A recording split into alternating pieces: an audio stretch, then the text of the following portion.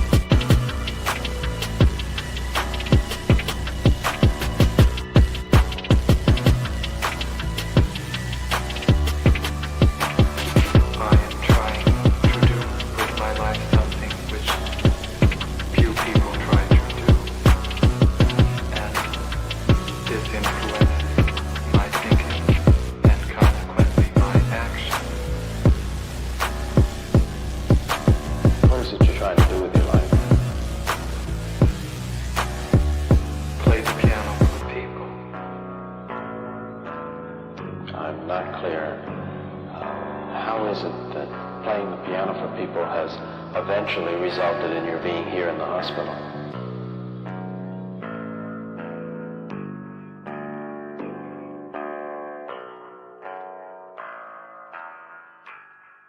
That's difficult to answer.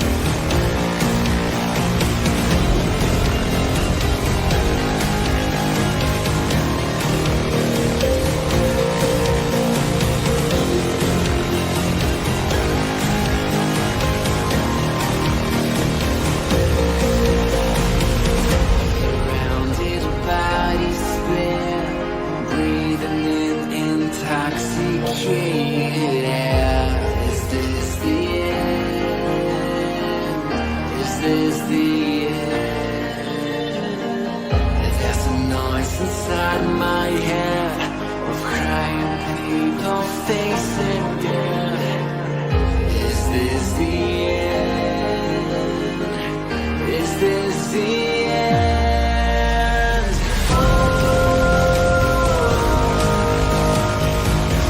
I'm burning in the stone.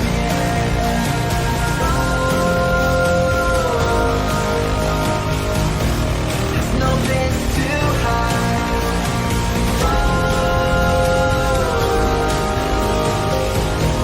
I'm burning in the stone.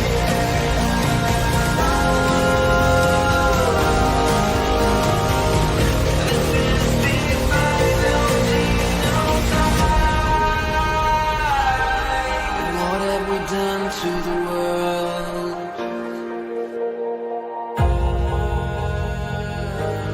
What have we done to the world?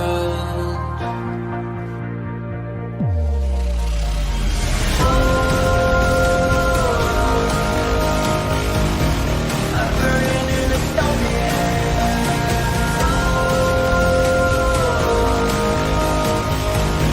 There's no place to hide.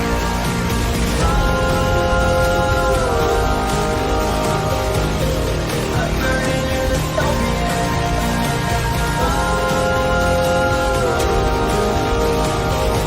This is the final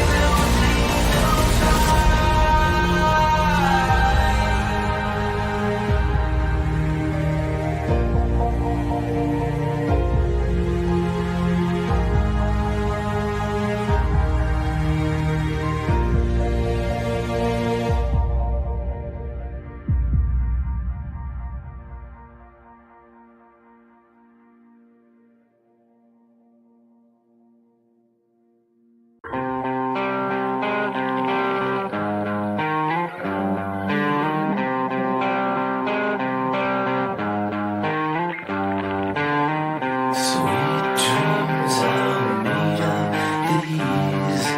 Who am I to disagree? Travel the world and the seven seas. Everybody's looking for something. Some of them want to use you. Some of them want to get used by you. Some of them want to use you. Some of them want to be out you.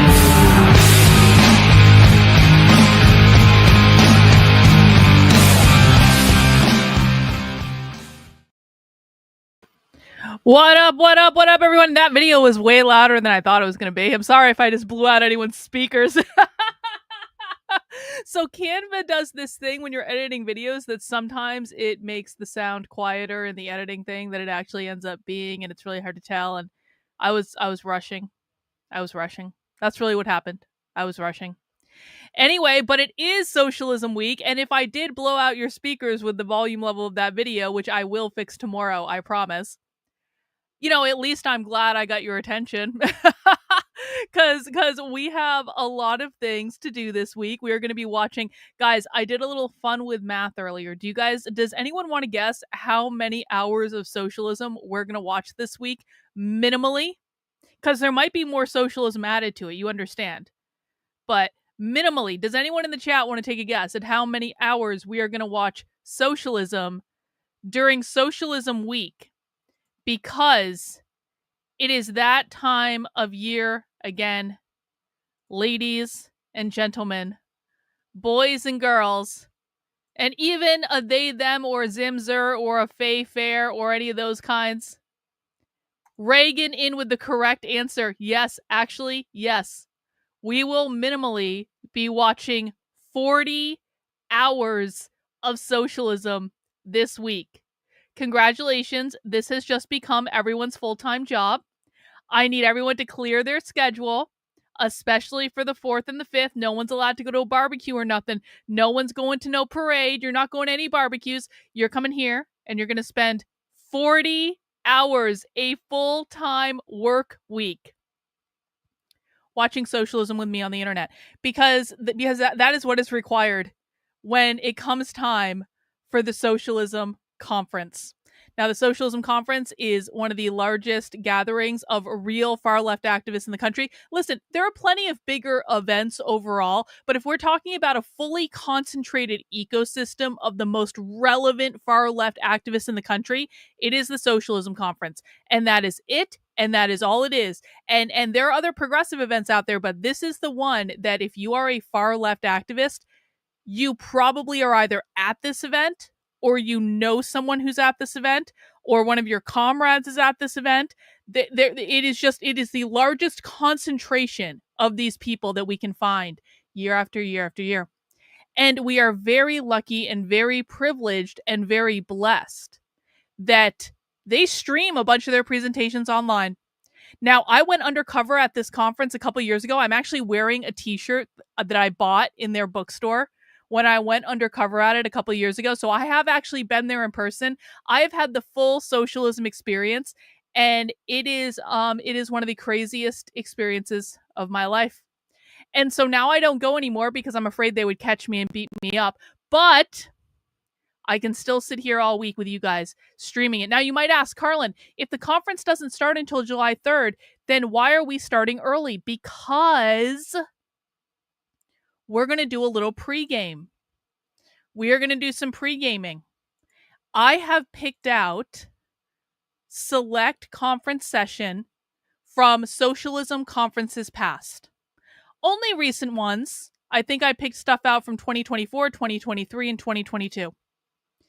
But we're going to watch some classic socialism presentations that I think are going to be especially relevant, especially if you are newer to this content and you are newer to watching socialism with us. There are just some like foundational things that probably we should watch just to give people an idea of what we're getting into. So for Monday, Tuesday, and Wednesday, and even onto Thursday, we are going to be watching some classic socialism sessions. For example, today we're going to be watching the genocidal returns of lesser evilism, the U.S. elections, and leftist strategy. Why did I pick out this one? Well, first off, it's only an hour long, and time is going to be important today, and I'm going to explain why. But the real reason I picked this one out, if I'm being honest about it, is we have a lot of new people on the channel, and when people first start listening to the far left, they're under the impression that socialists vote for Democrats, because this is the lie that conservative media tells them.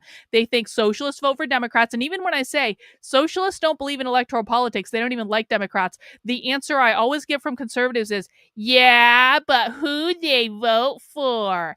And the answer always and perpetually is, not Kamala Harris. Not Kamala Harris, not Joe Biden, not they don't vote in elections at all. And so the thing is, this is a presentation that happened last year at the Socialism Conference before the November election, and I want people to hear this directly from them. I'm tired of being told that I'm just a communist and I'm trying to cover for the other communists who are really secret Democrats. I'm tired of being told it.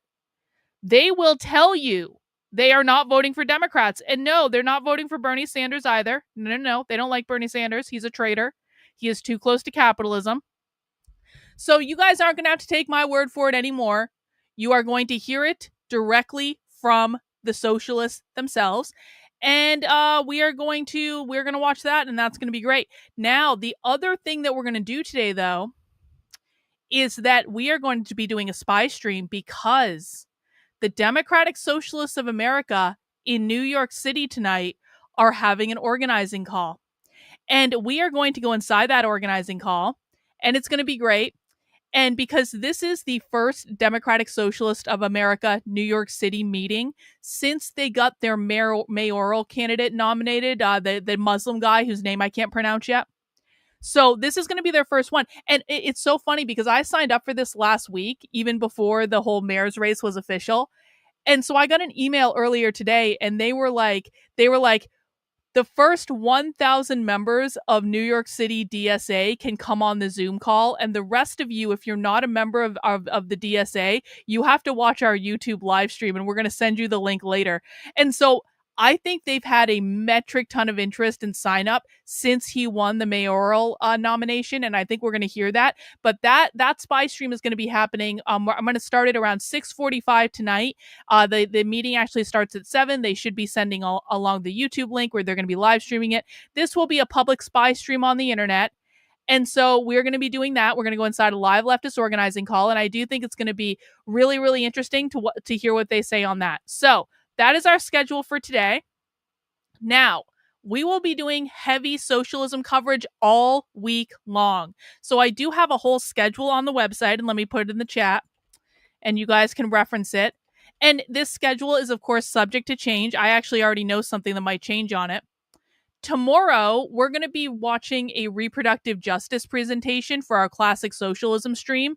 And then we actually might have 2 spy streams tomorrow, because I just got wind on another spy stream that we may actually do tomorrow as well, in between the main stream and the 9:30 p.m. stream.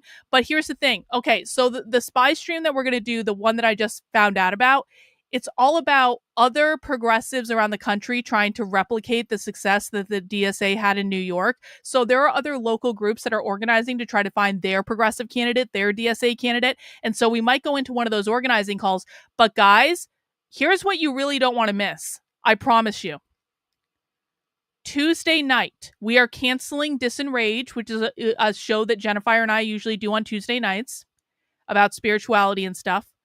Because on Tuesday evening, we are going inside the organizing call of a real radical revolutionary socialist collective. Now, unlike many spy streams that I've been doing lately, this will not be public on the internet.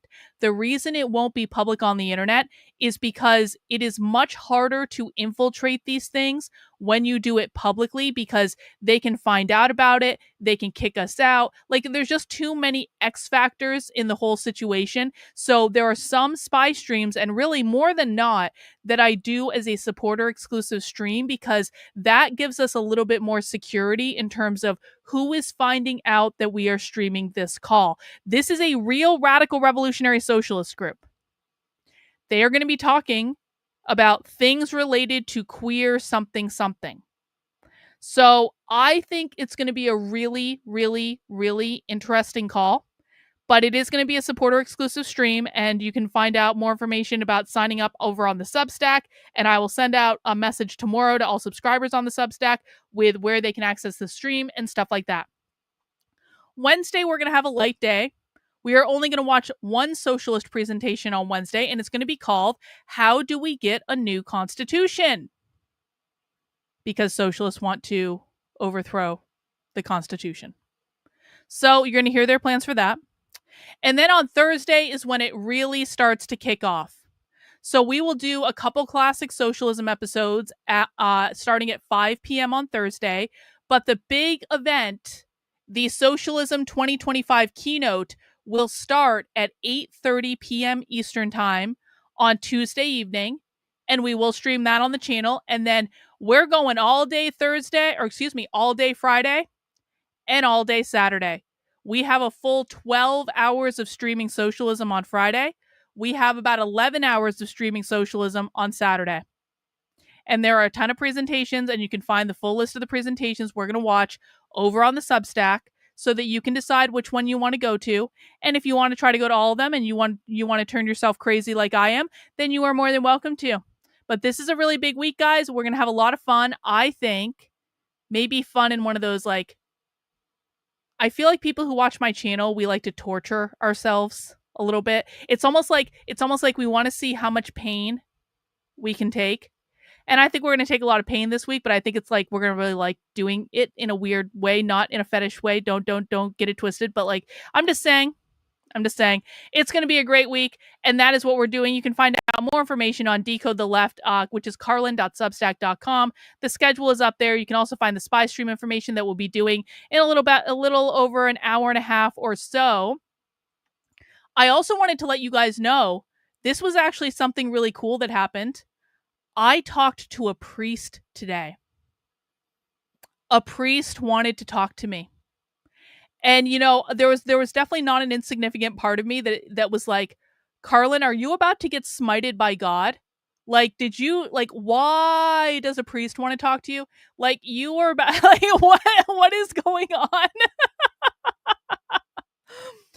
But I of course I agreed to talk to the priest. Like, listen, man, if a priest emails you and they're like, I want to talk to you on my radio show, like, do you think I can say no to a priest? Like, that's not going to happen. And so I talked to the priest, and it was actually a very, very, very lovely conversation. And he interviewed me for about an hour. He did not baptize me. No, he did not. But you can see they're going to air the episode on his show, The Catholic Current, tomorrow. He is Father Robert Matig, and he was a very nice man. And he started out the call because he's actually been studying me, guys. He's been studying my work. He started out by saying to me, like, Karlyn, I read your Brief History of Racism book. I read your Actively Unwoke book. I took your whole 4-hour How to Speak Socialist class, and I've been coming to your streams lately. And when the priest told me he was coming to my streams, I was like, the first thing I said is, oh no, I swear way too much on those streams, and I'm so sorry, and I hope you weren't offended by the swearing.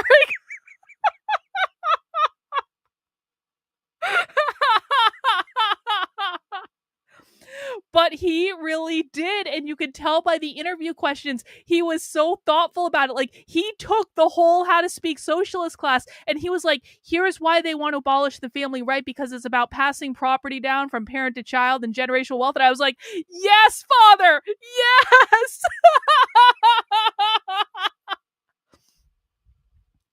I was like, it took a priest to actually listen to what I've been saying for years. Yes, Father, forgive me for swearing if you're watching.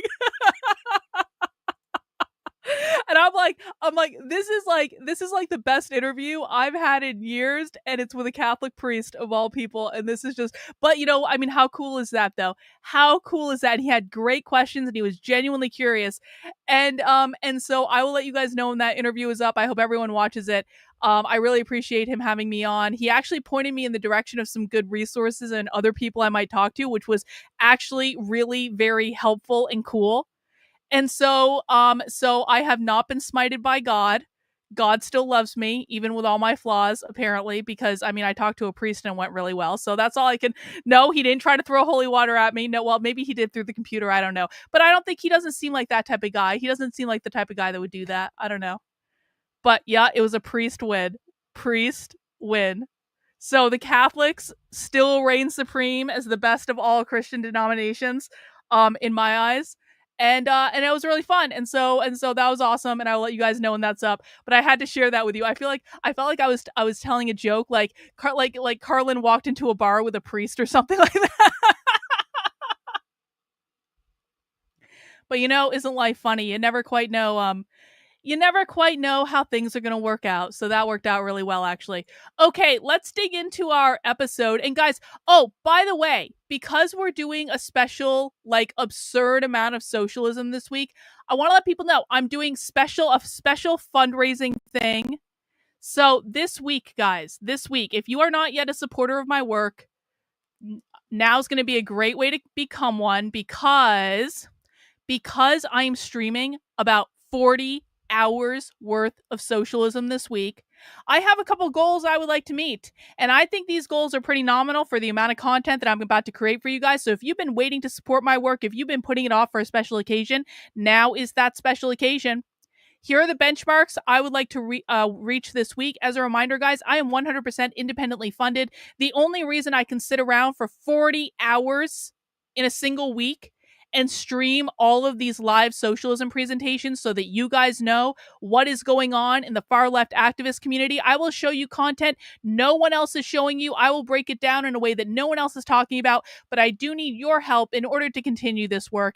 And so I have two goals I want to meet this week. Number one, I want to get $1,000 in super chats, whether that be in super chat, power chat, Cash App, or Venmo, which I have on the top of my screen, which we'll go back to. I'll show you in a second. I would also like to get 100 new supporters on karlyn.substack.com, which is my main Substack and the very best place to support my work for $8 a month, $80 a year.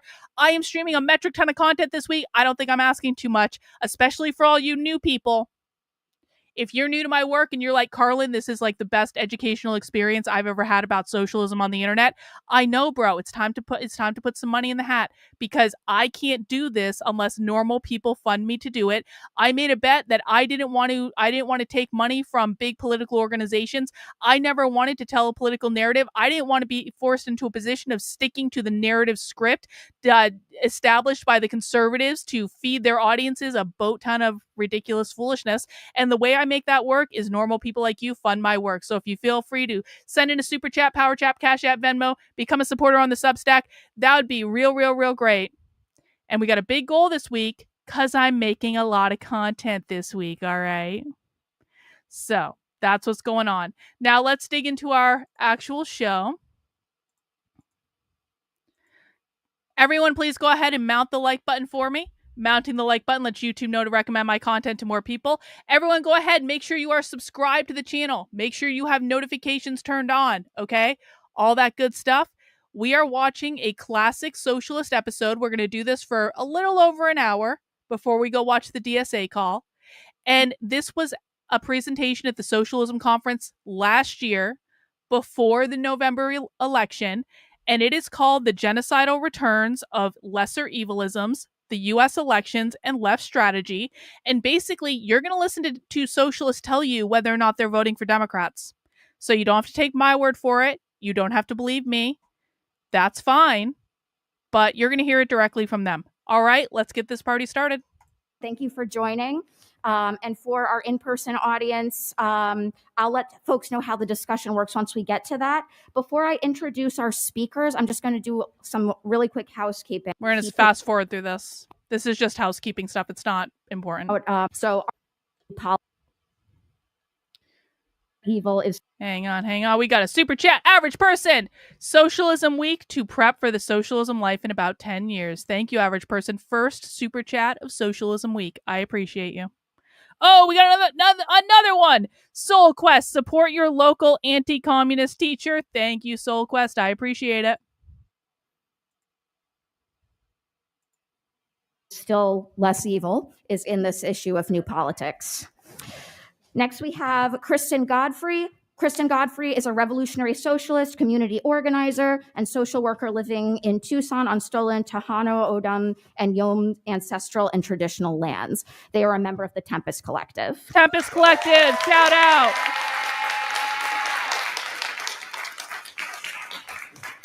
And finally, we have Brian Bean. Brian Bean is a socialist organizer and agitator based in Chicago, a member of the Tempest Collective, a part of the Rampant Magazine editorial collective, and an editor and contributor to the book Palestine, A Socialist Introduction from Haymarket Books.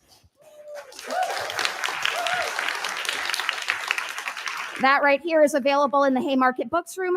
And their next book, Their End is Our Beginning, Cops, Capitalism, and Abolition will be out next year from Haymarket Books. And we will be covering him talking about that book at the Socialism Conference literally this week.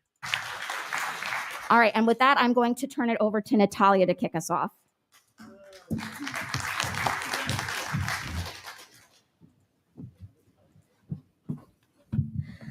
All right. It's good to be here with everybody. There's nothing that could possibly concentrate the mind more than politically sanctioned mass murder. Both the Democrats and the Republicans are active, willing participants in genocide as we speak. And this is maybe the sharpest example that we've had to draw on about the consequences of lesser evilism in a generation. All right, I just want to stop right there, and I want to make sure everyone's paying attention, because the Socialists just said that the Democrats, along with the Republicans, had sanctioned mass murder. Nothing that could possibly concentrate the mind more than politically sanctioned mass murder. Both the Democrats and the Republicans are active, willing participants in genocide as we speak. Both the Democrats and the Republicans are active, willing participants in genocide. Does it sound like they distinguish between the Democrats and the Republicans to you? Hey, thanks, bookmark $10. I learned a lot this weekend. Thanks for spelling out the basics for us new people. Here's some digital private owned property. I love that. Thank you so much. And guys, the Cash App and Venmo, if you'd rather send that way, they're up on the top of the screen with a QR code. Also a QR code over to the Substack if you'd like to support me that way. And appreciate it. And this is maybe the sharpest example that we've had to draw on about the consequences of lesser evilism in a generation. This is because there is no possible concession that can or will be made to either party's base support for US imperialism. It is essential and foundational to the ruling class strategy of maintaining US interests in the global world order. Oh, do they? Oh, do they? Oh, you think so? The socialists still vote Democrat. Oh, do they? You think so? Let me ask you this, Sanborn.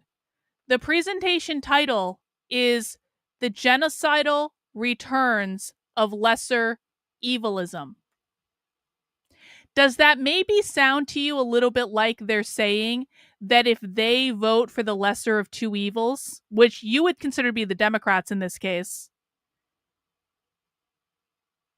it kind of sounds to me like they're saying if we vote for the Democrats, we're going to get genocide. So I don't think that anyone with a working brain can actually look at the title of the presentation and come to this conclusion. But we'll see, because you'll hear them say it yourself. Keep in mind, guys, I've already seen this presentation. I know what they say. Order. There's a generation now that is learning the lesson of what US imperialism is and what it's capable of. In the context of genocide, the two parties' commitment to imperialism makes the terms of the lesser evil debate clear. If we are serious about changing this choice and building a new option, one that can contribute to the liberation of Palestine instead of funding its destruction, we have to be clear that the electoral choice is between two evils. The electoral choice is between two evils. Do they abstain or only vote socialist? For the most part, the people that we are watching do not believe in electoral politics. There are several members of the Tempest Collective in this presentation. The Tempest Collective on their website says they don't believe in electoral politics. So they don't vote. They don't participate in elections. There are occasionally, every once in a while, socialist candidates that will run, but don't confuse the DSA with the people we're watching on the screen. These people are not the DSA. These people are extremely far left. They are much farther left than the DSA. So for the most part, they don't vote.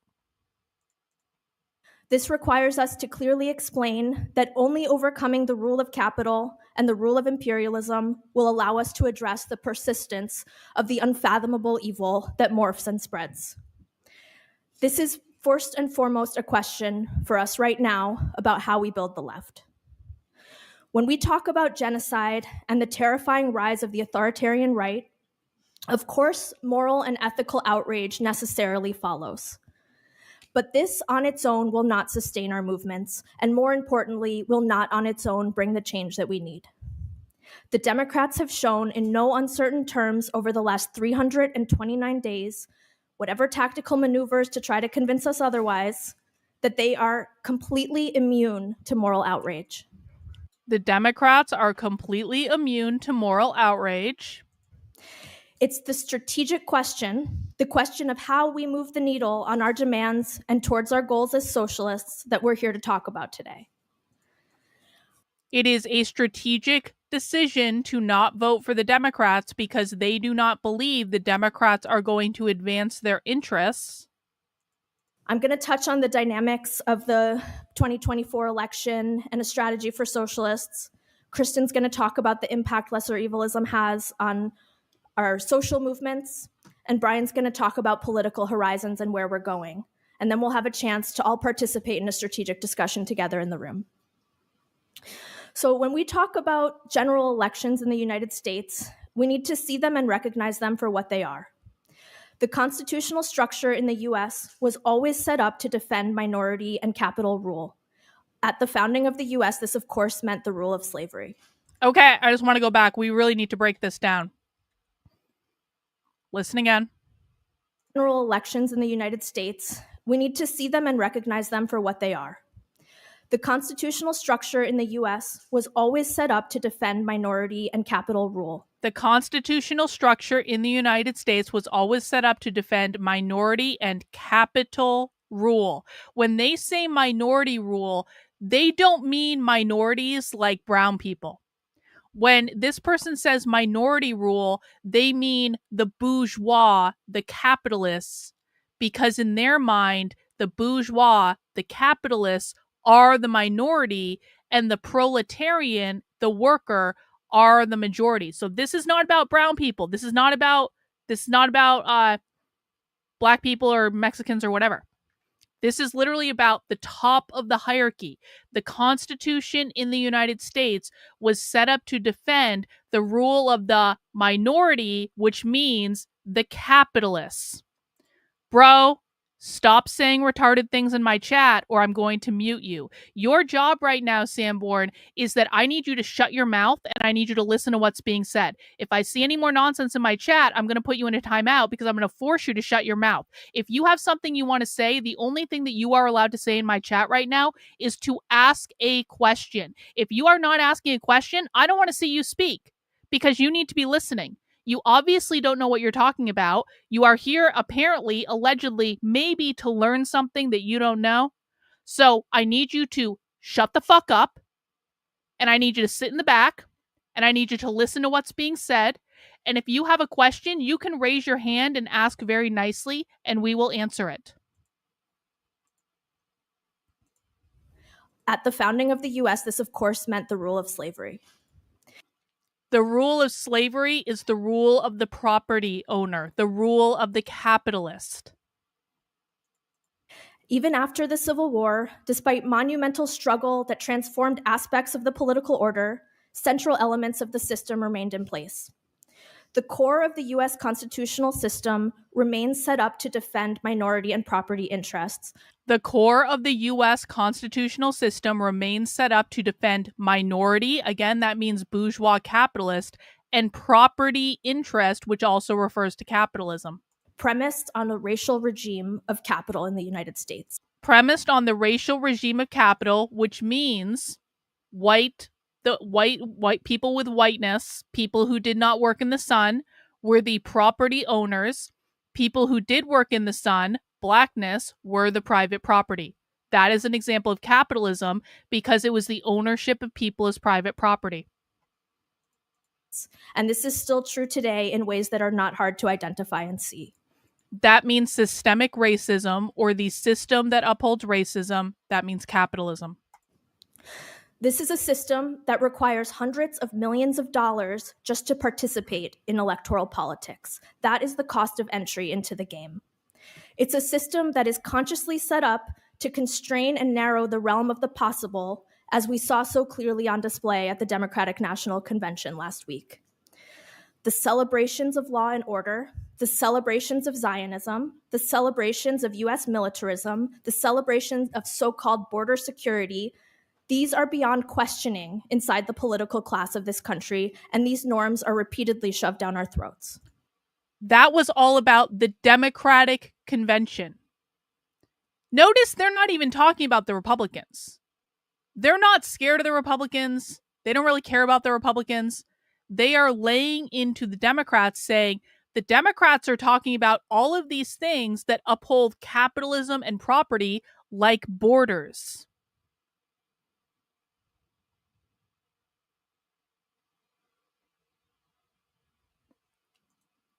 Off topic, but one of the mods on the 51 sub confirmed the poster the other day was not theirs. You're absolutely correct.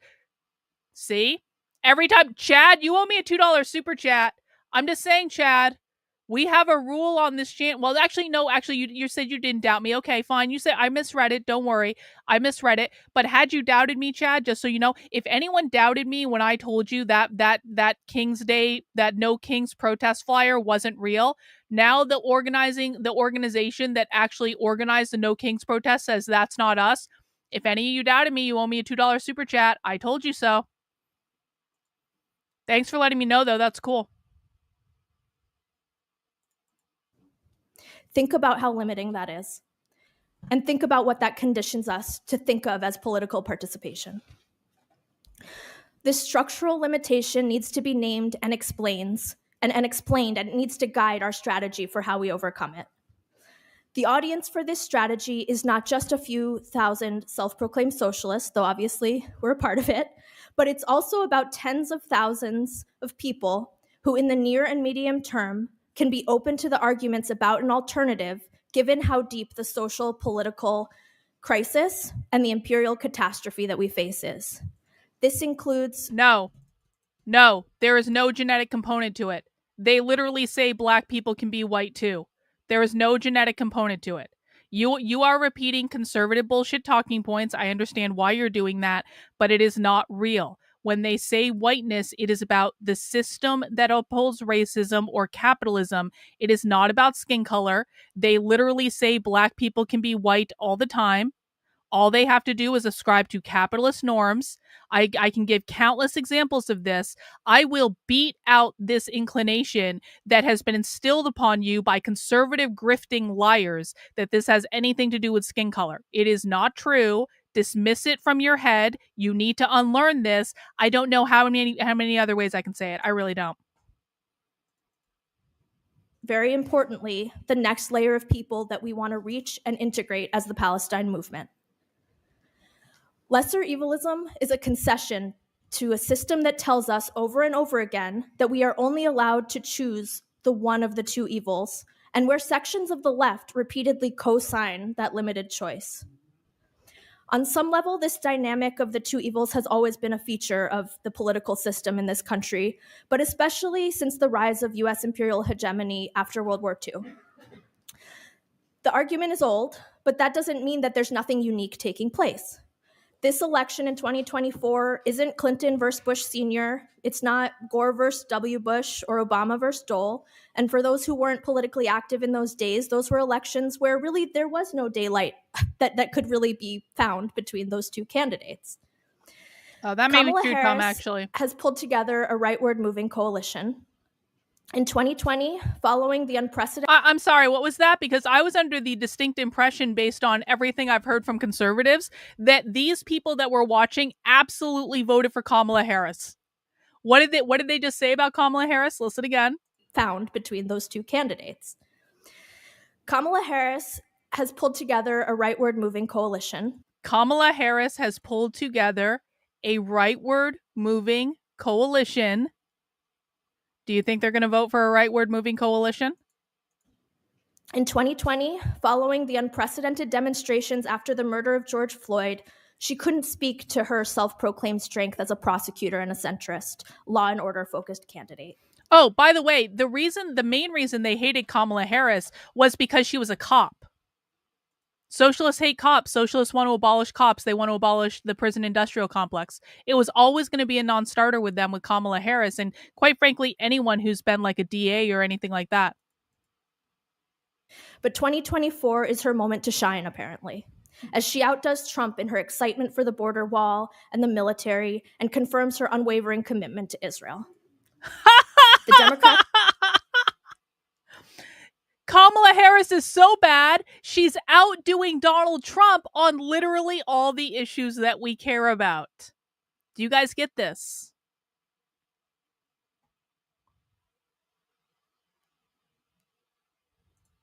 Continue to creep right, but unlike in the early 2000s, the Republican Party, led by Trump, have morphed into something far more grotesque. Well, hang on. Let's get to that in a second. I remember Tim Pool saying that Trump winning the 2024 election would be a rebuke to the far left, and other influencers have no clue. Yeah, and now you've heard Tim Pool say one thing that was always bullshit, and now you guys are hearing from actual socialists and leftists.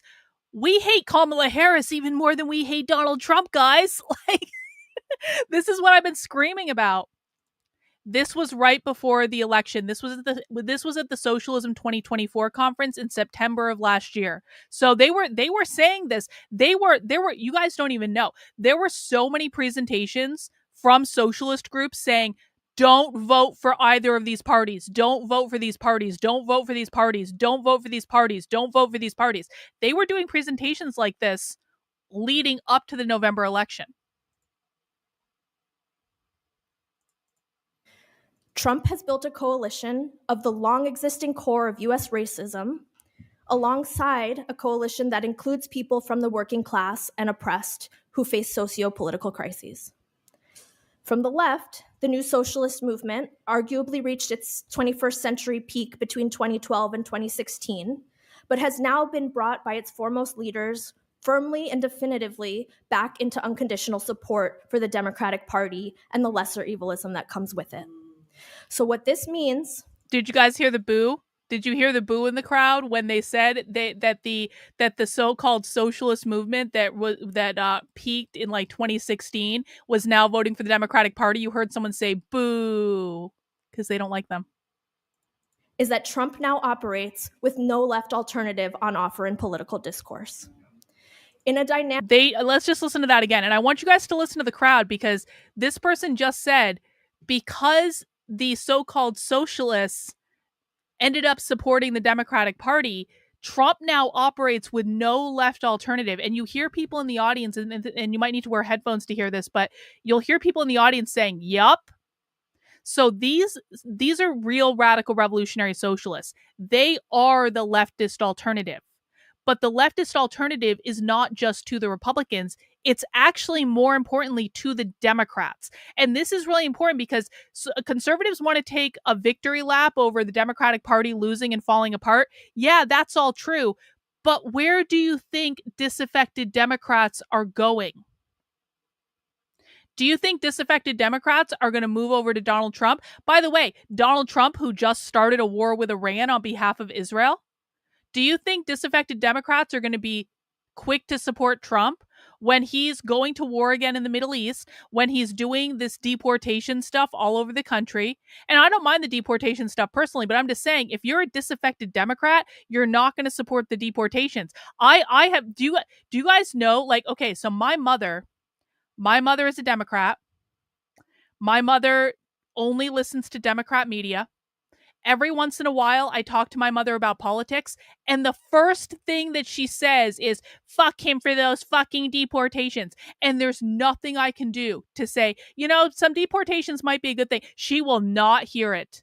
The deportations are a very big thing to disaffected Democrats, okay? So do you think if disaffected Democrats that are now leaving the Democratic Party because the Democratic Party legitimately sucks, they are falling apart, that's all true, do you think they're going to go right or left? Because I don't think they're going to go right, especially not now.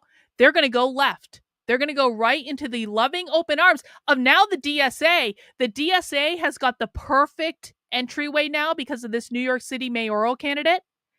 And the DSA is the gateway drug to the radical, revolutionary, far left. That's where they're going to go, guys.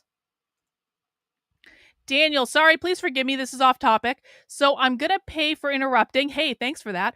On Saturday, there was talk about communities of care. I'm wondering where the love and care will come from. That's not my experience of people. Daniel, what you have to understand is they're not talking about reality. They're talking about their made up utopia. And so they believe that everyone will care for everyone else. That's what being a good comrade means. We probably should at some point redo our comrade class because there is actually an entire comrade class on the internet about what it means to be a comrade in good standing. And so we'll redo that at some point. We took it like several years ago, but they do believe that it is the responsibility of comrades to care for other comrades. By the way, that's why they're wearing masks. It's not because they still believe there's a pandemic. It's because it's a virtue signal of community care to show that they are a comrade that is caring for other comrades. Feel free to ask more questions. I don't mind answering stuff like that. And definitively back into unconditional support for the Democratic Party and the lesser evilism that comes with it. So what this means is that Trump now operates with no left alternative on offer in political discourse.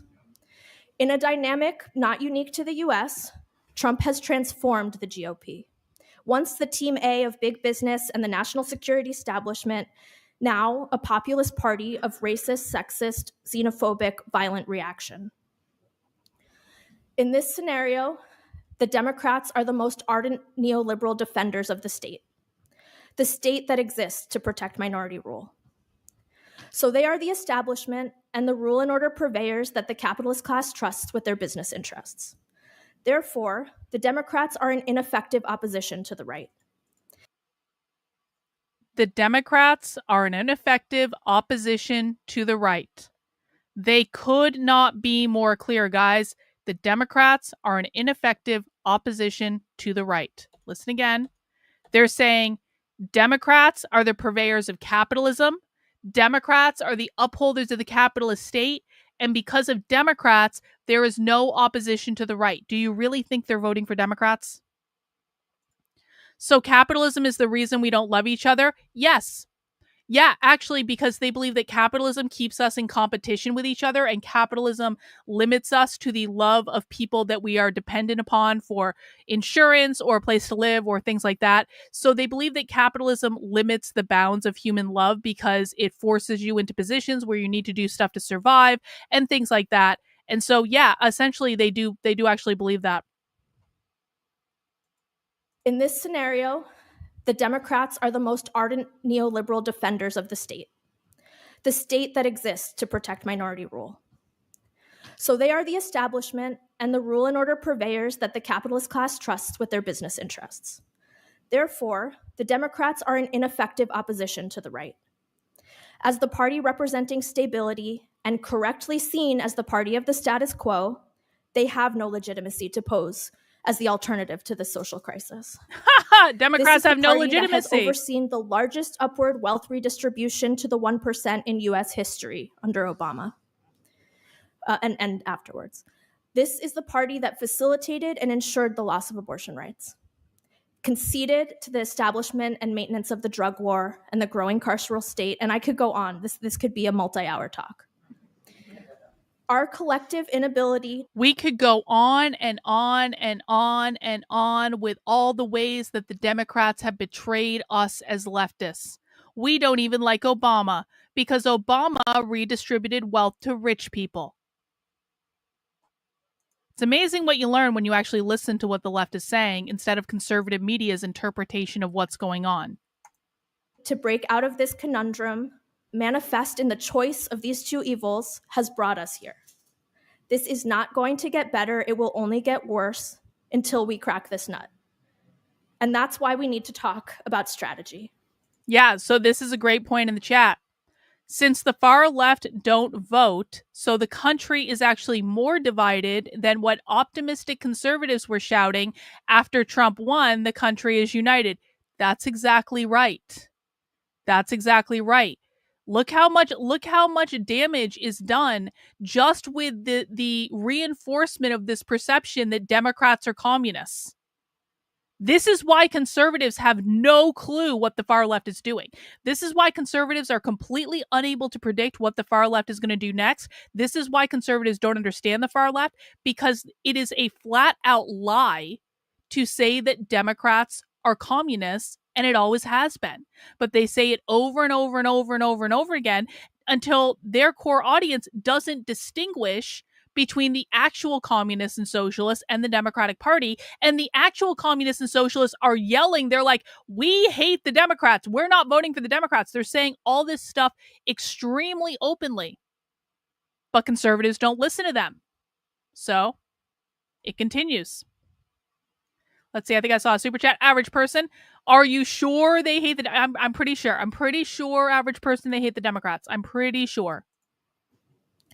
Maybe it's counterintuitive, but our argument today against lesser evilism is not about 30 seconds in a ballot box or hard choices that individuals make in a system where they have nowhere to go. We understand because we have family members and coworkers and people in our community who will vote for Harris out of fear. We don't agree with that choice, but we understand where it's coming from. Really? I hate to really beat this dead horse. We all know people who will vote for Kamala Harris out of fear. We don't agree with that decision, but we understand why they're doing it. And people in our community who will vote for Harris out of fear. We don't agree with that choice, but we understand where it's coming from.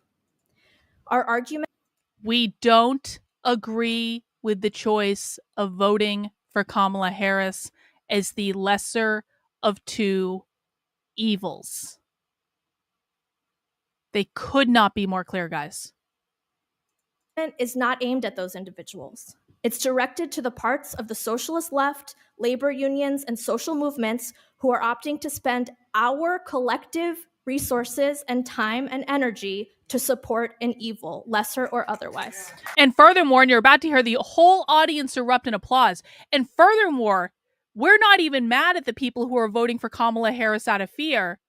We're pissed off at the union organizers and the progressive organizations that are taking our activism power that we could be using to try to overthrow the system and dedicating it to an evil party by supporting Kamala Harris in the first place. Does everyone understand? They're basically giving the finger to the unions, is what they're doing. They're saying the unions are fucking us over because they're supporting Kamala Harris. The progressive organizations are fucking us over, and they're taking our money and they're taking our activism power and they're putting all these resources into supporting a candidate that we don't like. Not only that we don't like, but that we literally consider evil. And you're going to hear the crowd erupt in applause. It's not aimed at those individuals. It's directed to the parts of the socialist left, labor unions, and social movements who are opting to spend our collective resources and time and energy to support an evil, lesser or otherwise.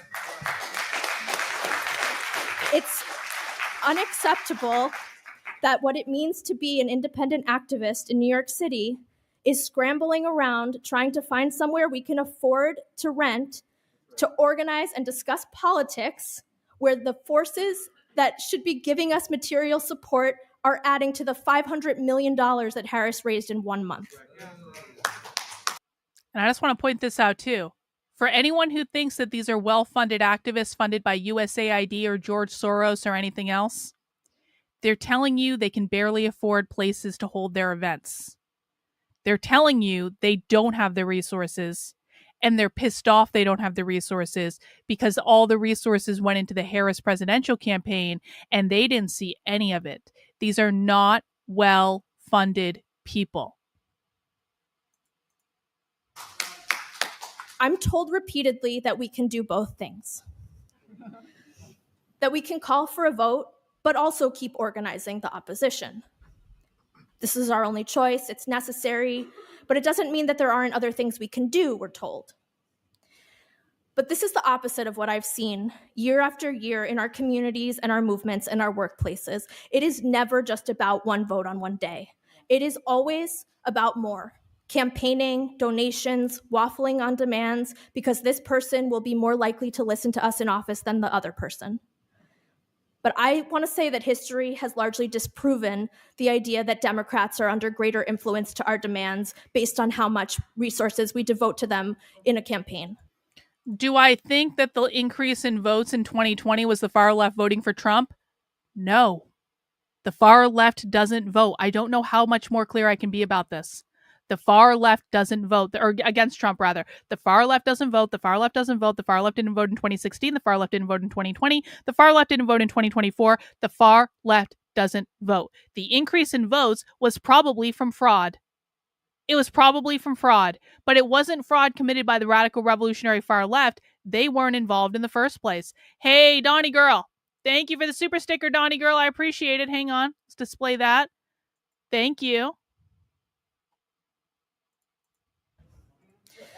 To the extent that they can be influenced, we are better served organizing for what we demand to bring those things to bear.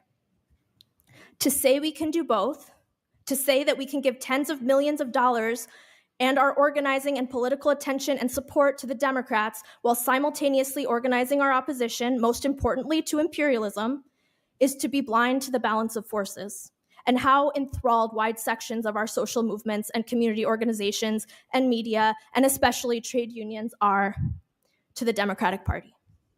If we can do both, why were the trade union leaders almost entirely inside the Democratic National Convention and not outside with rank and file activists who donated their time and resources and volunteered to build a contingent for Palestine outside? Why weren't the unions outside with the people protesting the DNC? Why were the unions kissing the ring of the Democratic Party? Of course, there's one notable trade union leader who was at the Republican National Convention instead, but I don't think that's the both things at once that we're talking about today. To cede ground and give the lesser evil oxygen creates conditions under which organizers lose sight of the fact that we are dealing with an evil at all. That's how you get Sanders and AOC now cheerleading this capitalist party. This support and those resources are what allow the Democratic Party ticket to be painted as some empty vessel, all things to all people, wrongfully assumed to carry our hopes and dreams. I've been coming to this conference for a long time. The space that it provides for strategic debate is precious. We should do everything we can to cultivate it.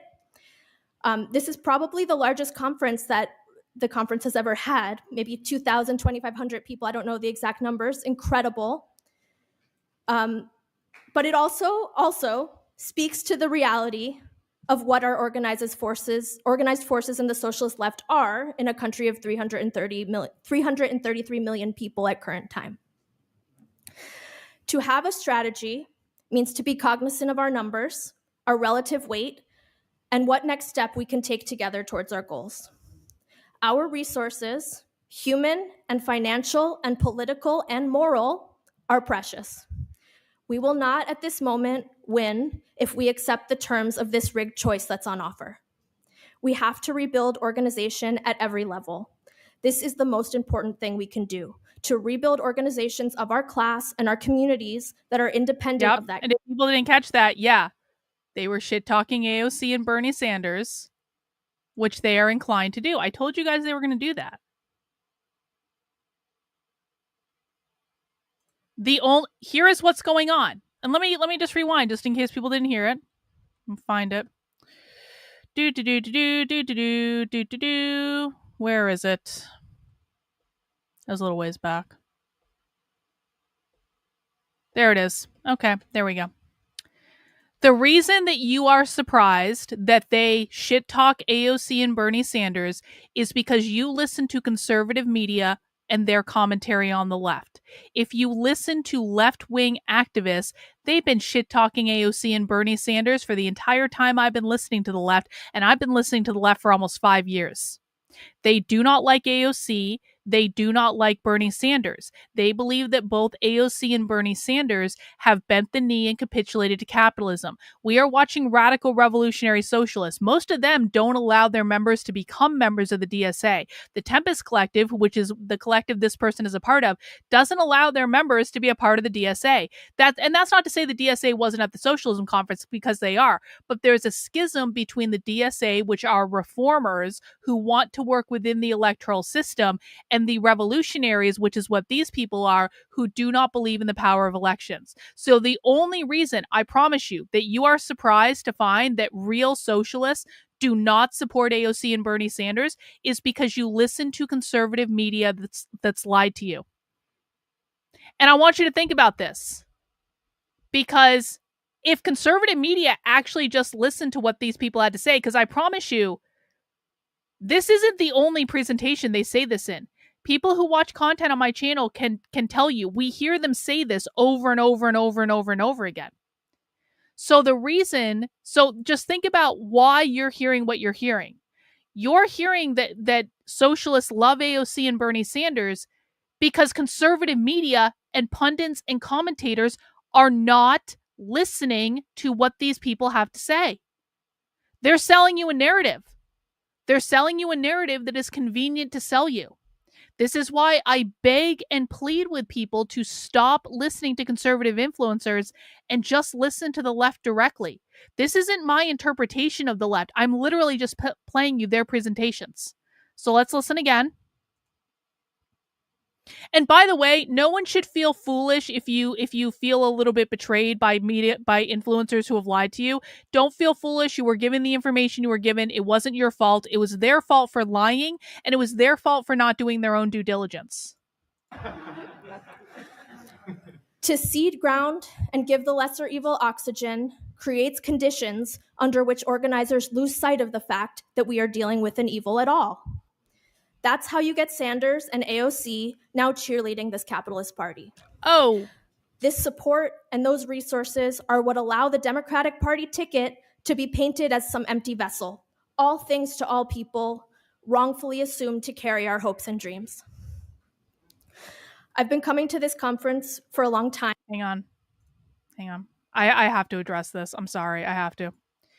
It seems the reason these people are willing to fight for this whole communist utopia thing is because they think it won't be a hard fight or the other side is too polite to fight back. Hey, Tom, when is the other side going to start fighting back? When exactly is the other side planning on starting to fight back? Because I've been doing this a long time, Tom, and I can't get the other side to acknowledge the difference between Democrats and communists. When exactly is the other side going to start fighting back? When? Because you've had opportunities to for decades, and you just keep posturing and you say, they just don't know what's coming to them. You guys are lazy. Let me be well, yeah, that's exactly what I'm saying. Conservatives are never going to fight back against these people. We have no right-wing opposition. There is nothing. Conservatives don't even know that these people exist.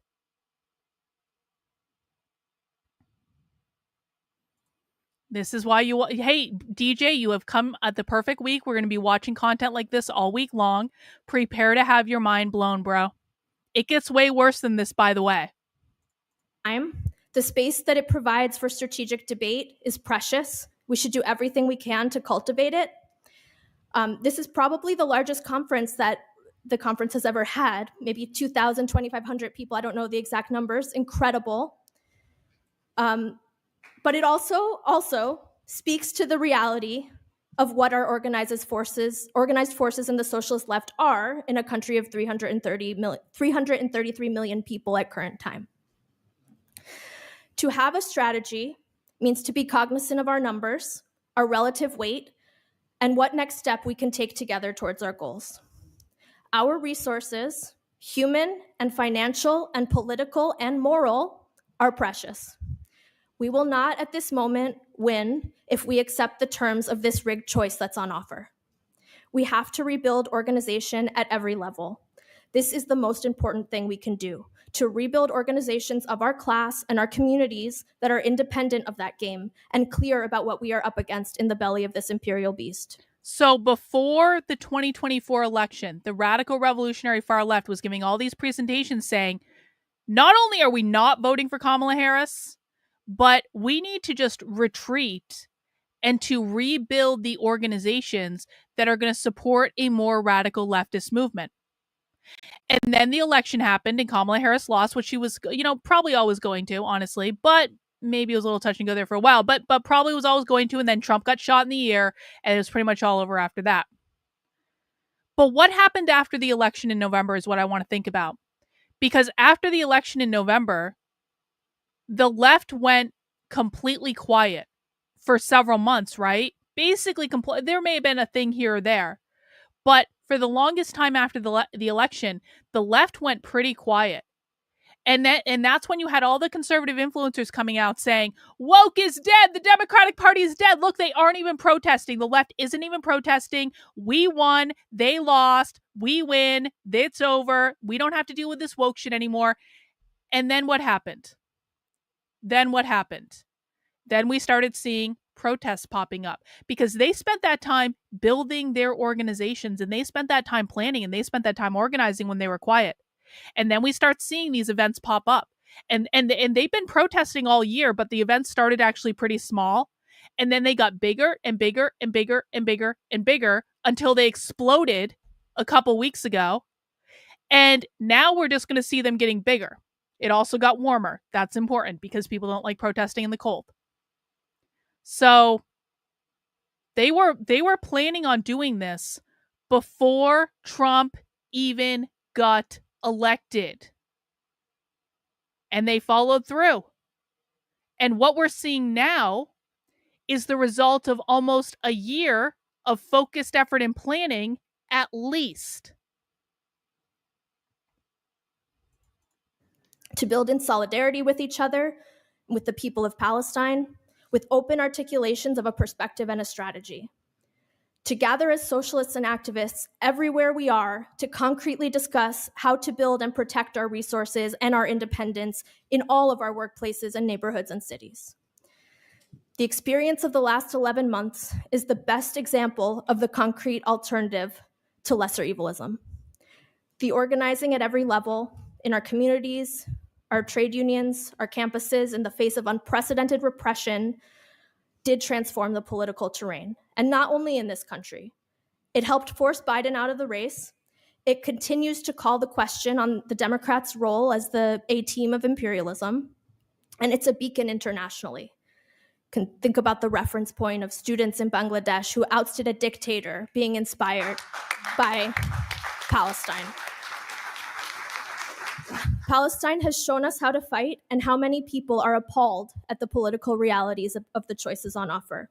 Our obligation is to draw the lessons from the last year and take the fight forward so that we can finally organize our way out of this impasse together. The stakes of this strategic debate are extremely, extremely high.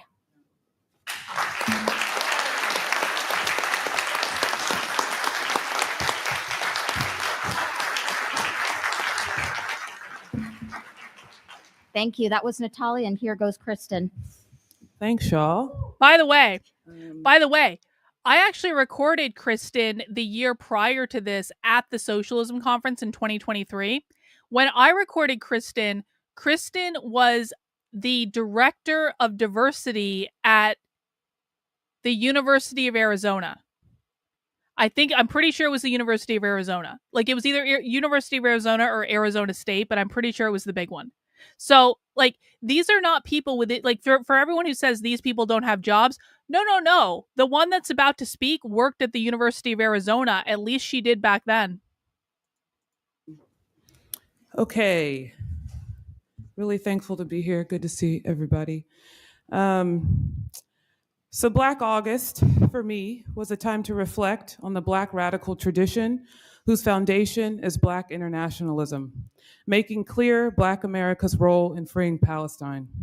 Our roots being planted in a historical and objective analysis, an analysis that illustrates years of Black and Palestinian solidarity, and a recognition that when the U.S. pays for occupations and genocide, Black... Hey, Karen, you think they're guilty of sedition? Why don't you go tell the FBI to do something about it, Karen? If they're really guilty of sedition, then why isn't Trump's FBI doing something about it? You know, they should really get on that. Or the DOJ. That would be really nice, too. So why don't you go tell the government about it and see what happens?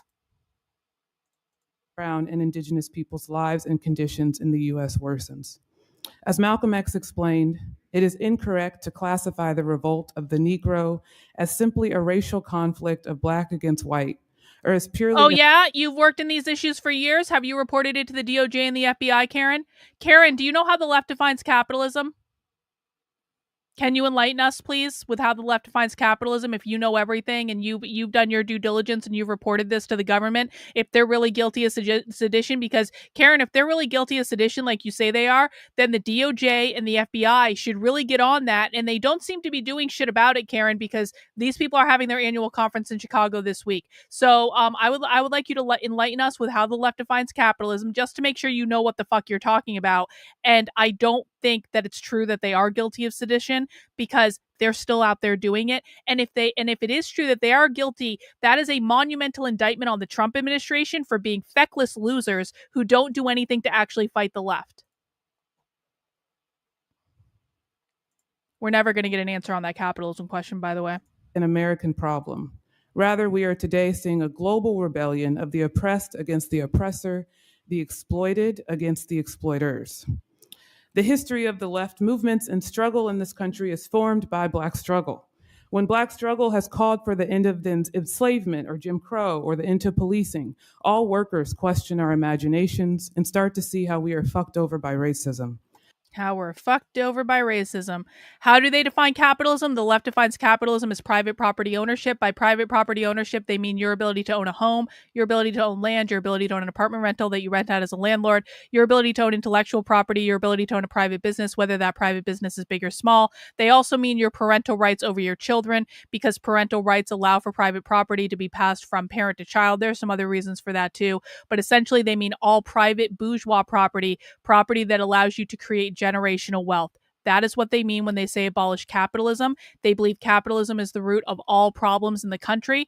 Every single thing that they want to do comes back to abolishing capitalism. There is nothing that the left is doing that does not relate directly to abolishing capitalism. They believe the United States government is a capitalist government. They believe the United States Constitution is a constitution or a document designed to protect capitalism. So when I say they want to abolish capitalism, we're not talking about you going into the store and buying stuff. We're not talking about the means of production. We're talking about the cultural model that upholds the United States. Their goal is to very literally abolish all parental rights, abolish the nuclear family, abolish gender, abolish all gender categories, abolish the United States government, abolish the United States Constitution, abolish all the other things as well.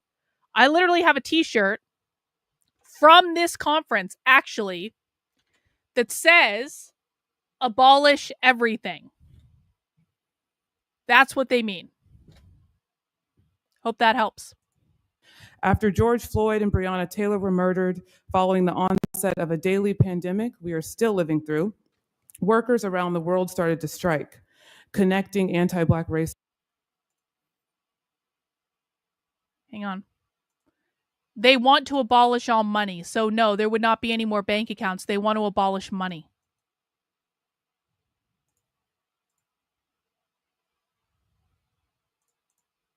To workplace exploitation. The history of Black struggle. Yes, after they abolish everything, then they will overthrow capitalism and they will build their Marxist utopia. Yes, they believe that. Yep. Is a testament to how we can continue to build a movement that will free Palestine. But to get there, we have to steer away from campaigning for politicians and move to strategy, not looking to Harris for answers, but looking for the long-standing history of struggle and wins as proof that the lesser evilism argument disarms us and makes us forget the wins we come from. They're not looking to Harris for guidance, and the lesser of evilism disarms us because it makes us forget where we come from. When we stop building movements and attempt to move Harris, we've already disconnected ourselves from that history. As an example, George Jackson. I keep having to pause it because I keep getting people saying things in my chat I need to respond to. Sad little psychos. Do these people seem mentally ill to you? These people are holding an event where they are having extremely pragmatic conversation about how to create the vision. Well, then you're stupid. Then you're stupid. Let me be very clear. If you think big time mental illness, you're a retard, bro. You're a retard, and I'm starting to think you're not smart enough to be here. We have a minimum IQ requirement of 100 on this channel.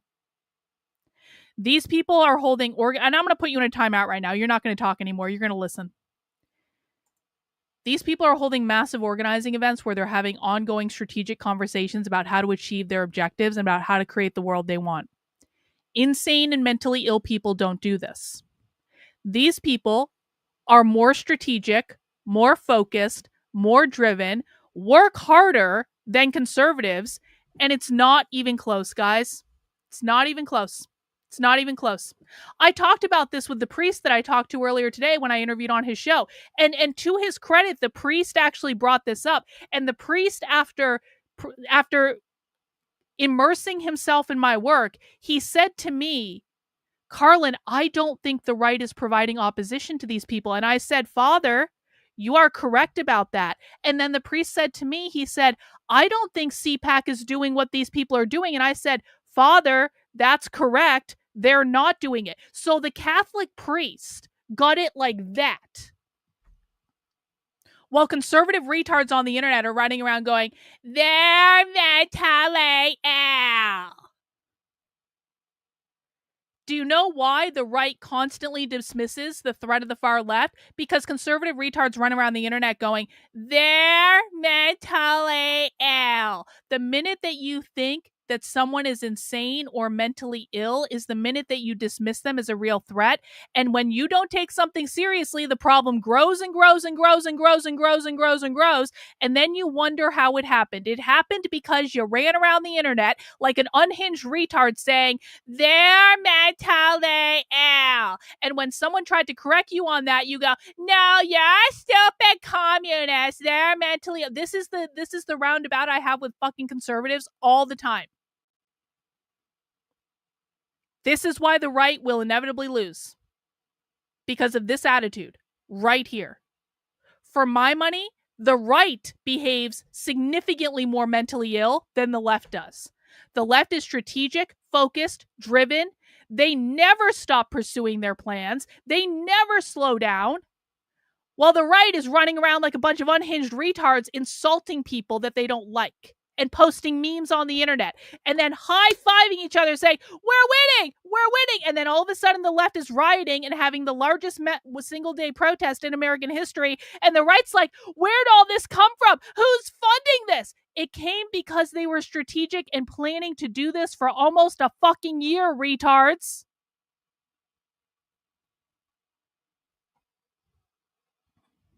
Anyway. Was murdered by prison guards in San Quentin on August 21st, 1971, why we celebrate Black August. When they cleaned out his prison cell, they found 99 political books. The 93rd book, logged right before Karl Marx's Capital, was an anthology of radical Palestinian resistance poetry published in 1970. Also found in his cell was a poem from that book titled Enemy of the Sun by Samir al-Qasim, written out by him. The Black Panther Party later published this poem. Hang on, that's not the one I want to pull up. Why do they care so much about Palestine? There are a couple of reasons they care about Palestine. Number one, the Free Palestine issue has been alive and well on the activist left for at least 20 years, if not longer than that. So the Free Palestine movement has always existed. It existed long before October 7th. The left believes that Israel are the settler colonists. That means capitalist. The bourgeois capitalists who took the land owned by the indigenous people, or under the caretakership of the indigenous people, and privatized it. So essentially, they believe Israel are the settler colonists that came in and stole the land from the indigenous Palestinians. That's capitalism. They took the land and privatized it. Private property ownership is the definition of capitalism. And they excluded the Palestinians from using that land. That makes them the settler colonists, which makes them the bourgeois capitalists, which makes them bad. Now, it's not because they're Jewish. They don't give a flying flip that they're Jewish. They also believe that America are the settler colonists who came to America and stole the indigenous land from the indigenous people. That's part of why they want to overthrow the Constitution and the United States government. So they hate America and want to overthrow the American government for exactly the same reason as they don't like Israel. And it's not because Israel's Jewish, it's because they're the settler colonists. That's one reason they care about Palestine. The other reason is Palestine was an excellent recruiting and radicalization tool. Because we are watching Israel commit a genocide live on the internet, basically. And some people might not like me saying that, but that's like reality. I have eyes, I can see video. Everyone in the world right now is watching Israel commit a genocide. It is an extremely radicalizing thing, and particularly in the United States, where no one wants to be involved in another 20-year war in the Middle East. So the Palestinian issue after October 7th became an excellent recruiting and radicalization tool for the far left that dramatically increased the number of far left activists in the country. That's why they care so much about Palestine, and I'm happy to answer any other questions. Poem in their newspaper and said that it was written by George himself. This mistake speaks volumes.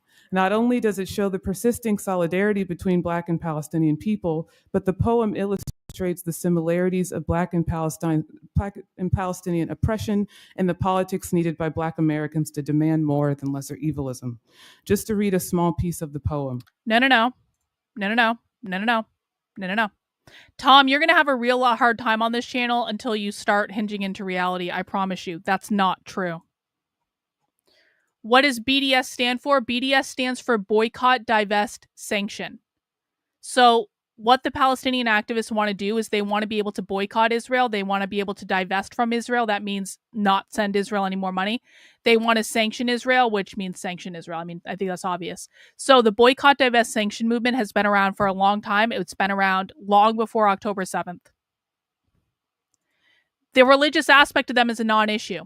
The only reason you think there's a religious aspect is, again, because conservative influencers have lied to you. One of the largest pro-Palestine organizations operating right now is Jewish Voice for Peace.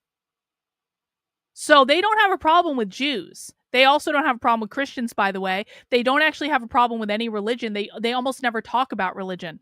So to them, it's a non-issue. The only reason you think it's a religious issue is, again, it comes from conservative media, and it was all lies from the very beginning. In terms of the Palestinian people not supporting other groups that leftists may support, well, you're talking about Queers for Palestine, but what you don't seem to understand is, first off, there are queers in Palestine. Like, there is an actual Queers for Palestine movement with queer people in Palestine. But the other thing you need to know is that they believe that Palestinians are fighting against the oppressive capitalist oppressors. Queer people are also fighting against the oppressive capitalist oppressors. That's what that means. It means solidarity against capitalism.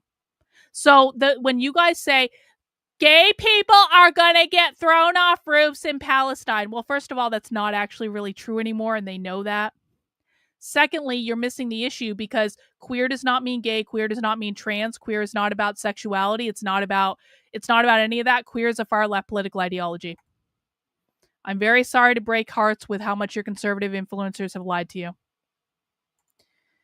Is the speaker referring to racism in black and white as we understand it? It's always to capitalism. There is okay, I won't say never.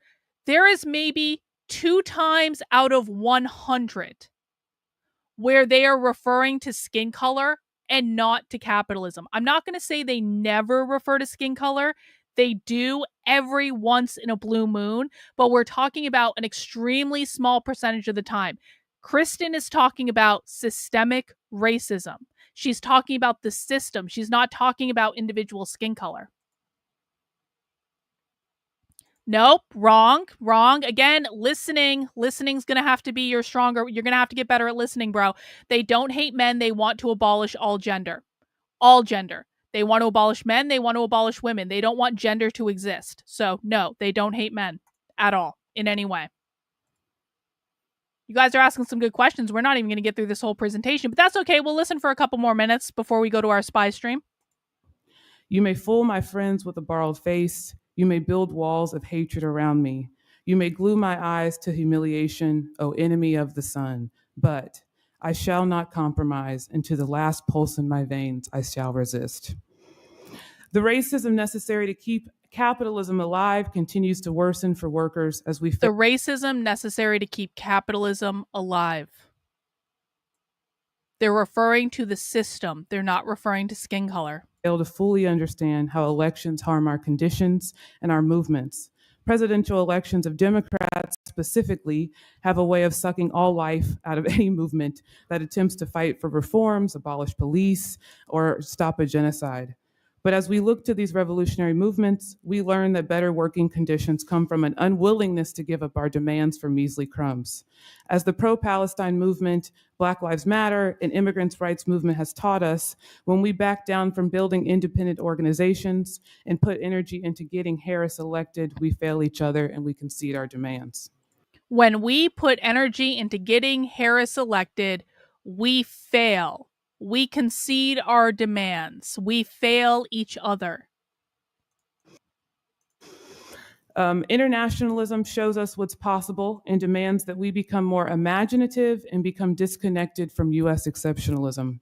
As Steve Salaita explains, by tethering Palestine to the electoral circus, even temporarily, we concede that a hostile system the ruling class likes to call democracy supersedes Palestine's liberation. This idea is so unrealistic, so without precedent, that it doesn't even qualify as magical thinking. And speaking of magical thinking, this example has been killing me. Okay, on July 25th, Showing Up for Racial Justice, an organization formed in the Black Lives Matter movement, called on white men and women who wanted to commit to anti-racism to join a Zoom call to defeat MAGA and elect Harris, alleging that voting for Harris was a Oh, this is the question that I love people to ask when they're new to socialism. And you know what?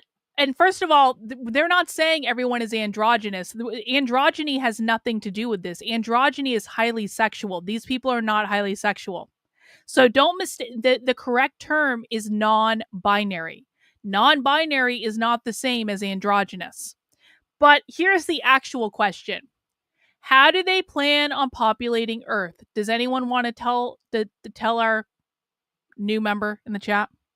How do they plan on procreating? By the way, socialists have kids, just so people are aware. There's childcare at this conference. There's a whole childcare program.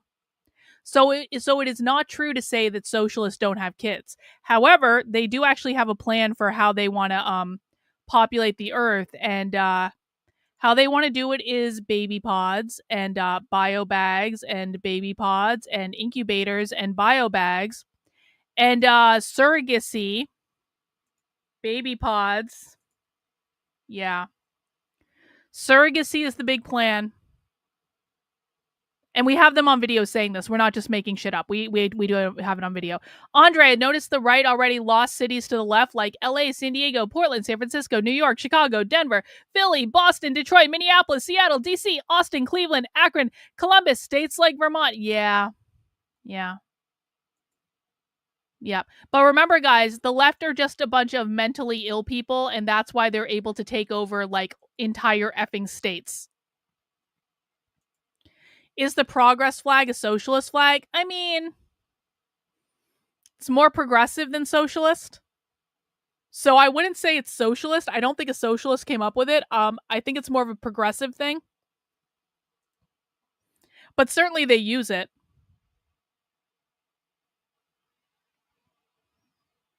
Let me see. All right, we can keep listening a little bit more. Strategic step to win a political landscape that would allow us to fight for more.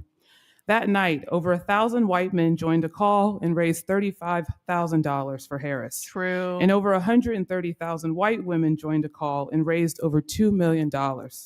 I thought we didn't have no money, y'all. Not only does this illustrate the failure of the left to have organizations ready to take on big questions of that strategy and landscape, but it also shows the expectations of the moment we are in.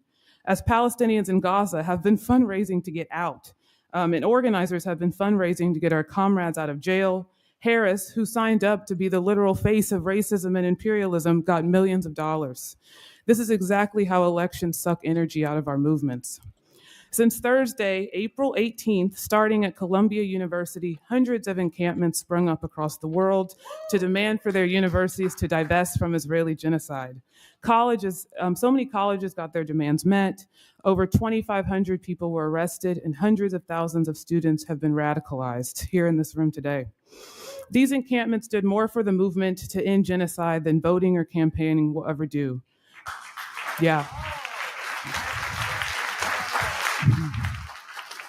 Together, we were able to learn lessons about keeping each other safe and imagining a new world. And as Iman Abdelhadi says, the existence of the encampment itself was a win and a practice run for a revolutionary future. These encampments taught us the lethal force Harris spoke to in her DNC speech is a value of the Democratic Party.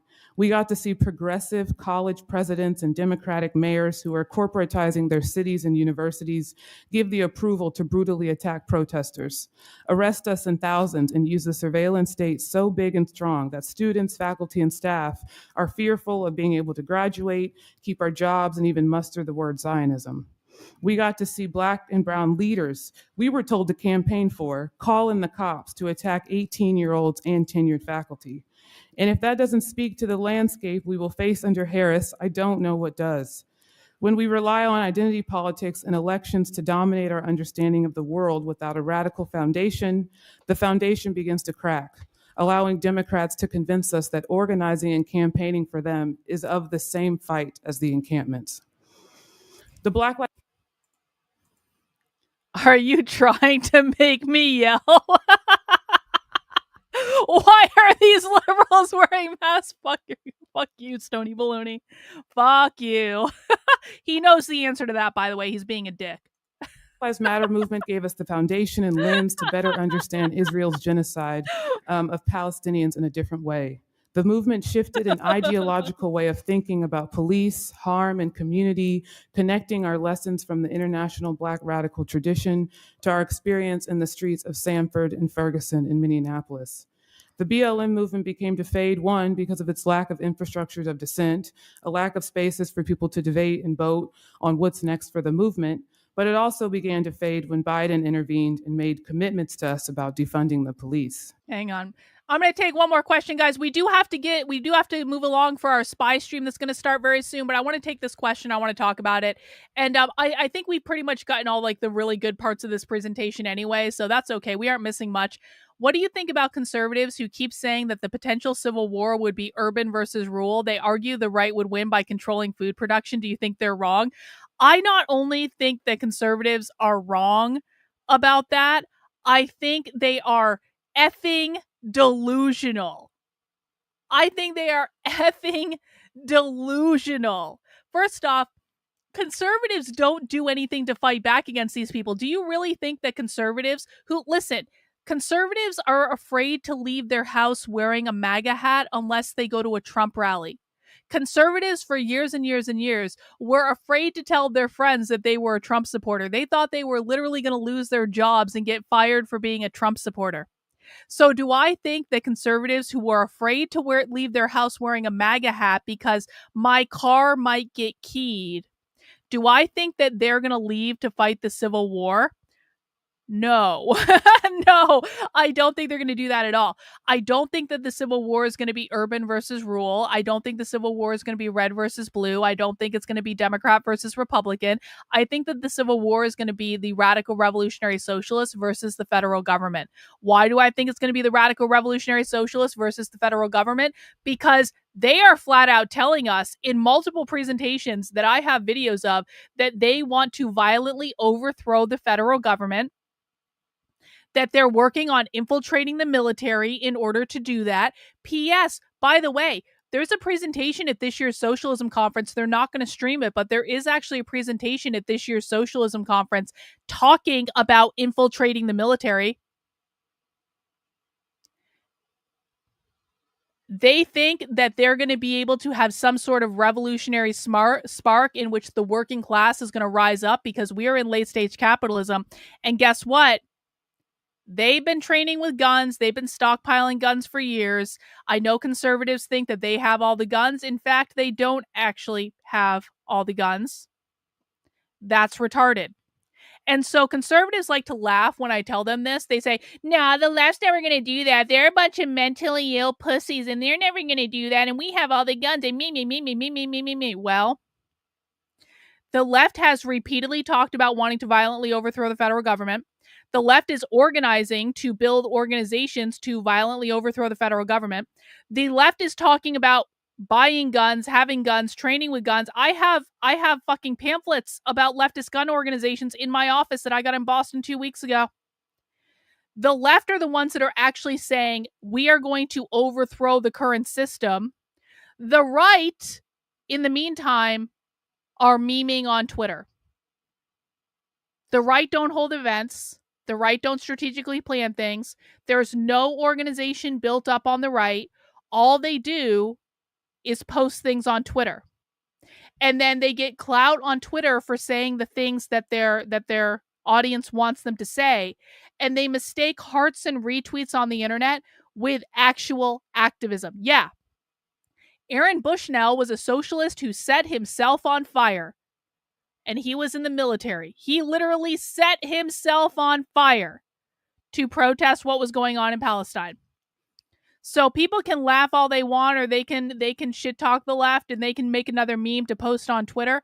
But the fact of the matter is the left is actually planning to overthrow the government, anticipating overthrowing the government, building organizations to overthrow the government, doing all the things that you would need to do in order to reach that eventuality. And while they're doing that, the conservative right has no fucking clue what's going on because they're too busy memeing on Twitter.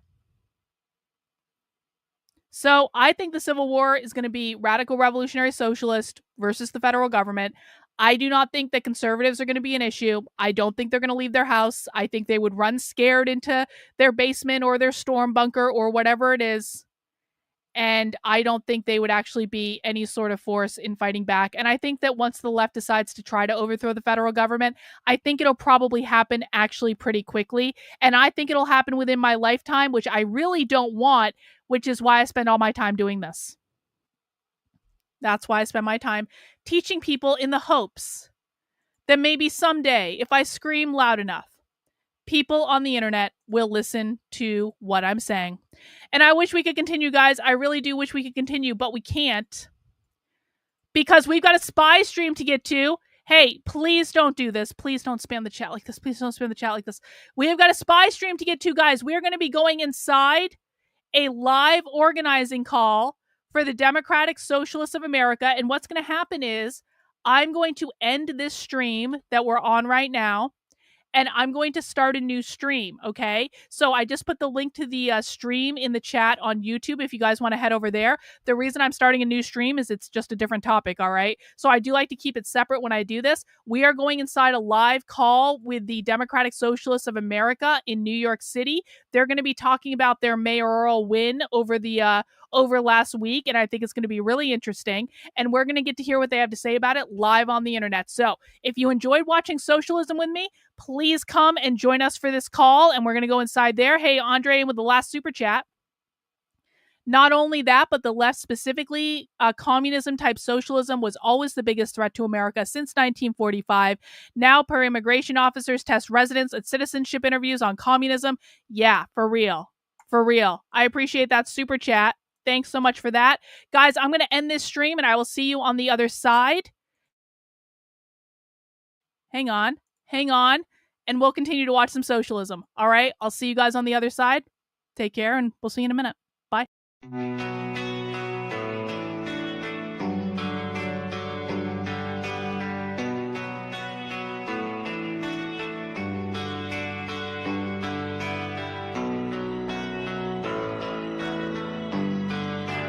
How are you feeling?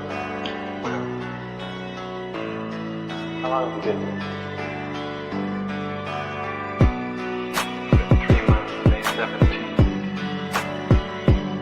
And what brought you? That's difficult to answer.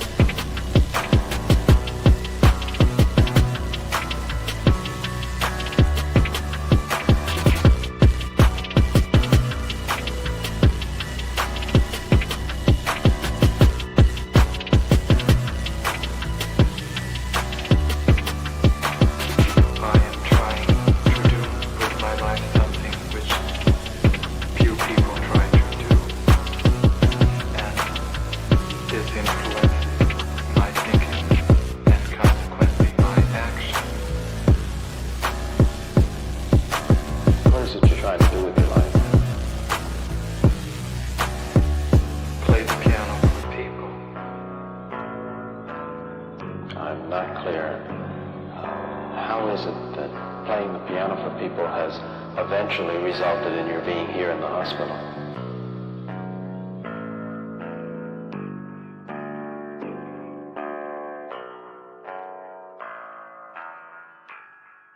That's difficult to answer.